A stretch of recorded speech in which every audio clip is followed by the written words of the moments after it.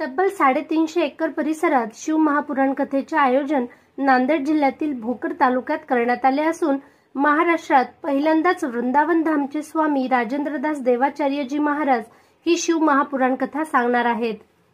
पिंपळगाव येथे 6 मार्च ते 13 मार्च पर्यंत शिव महापुराण कथा सुरू राहणार असून दररोज लाखोंपेक्षा जास्त अधिक भाविक येथे हजेरी लावतील अशी अपेक्षा आहे। या ठिकाणी विश्व शांतीसाठी 108 कुंडी महायज्ञ केला जाणार आहे। या कथेस शेकडो महंत स्वामी हजेरी लावणार असून महायज्ञासाठी भव्य कुटी आणि महंतांना राहण्यासाठी 60 कुटी उभारण्यात आल्या आहेत। मुख्यमंत्री देवेंद्र फडणवीस, उपमुख्यमंत्री एकनाथ शिंदे, उत्तर प्रदेशचे मुख्यमंत्री योगी आदित्यनाथ यांच्यासह अनेक जण एक दिवस महापुराण शिवकथा या कथेस हजेरी लावणार असल्याची माहिती आयोजक गोवत्स तपस्वी वेंकट स्वामी यांनी यावेळी दिली आहे। 6 मार्च 13 मार्च या दरम्यान शिव महापुराण कथा होणार आहे।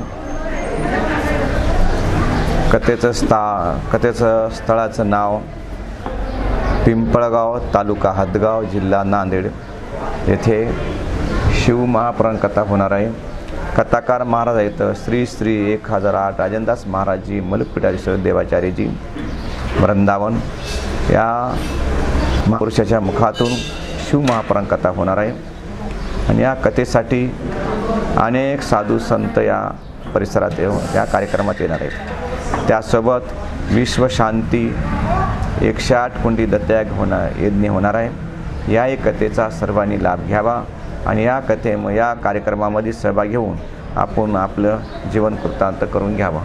त्यासोबत या कार्यक्रमामध्ये अनेक संत मंडळी येणार आहे, भारतभरातून संत मंडळी येणार आहे, अनेक मोठे मोठे महात्मे येणार आहेत आणि धीरेंद्र शास्त्री एक दिवस येणार आहेत, ते बी 100% आणि त्याच्यानंतर योगी आदित्यनाथसुद्धा यांचासुद्धा कार्यक्रम फिक्स 100% झालेलाच आहे। त्याच्यानंतर गुरु शरणाजी महाराज, छोटे सरकार आणि अयोध्या येथून 100 संत, चित्रकूटहून 50 संत, वृंदावन 50 संत, बद्रीनाथ, केदारनाथ, गंगोत्री, यमोत्री, द्वारका, गिरनार येथूनही संत येणार आहेत।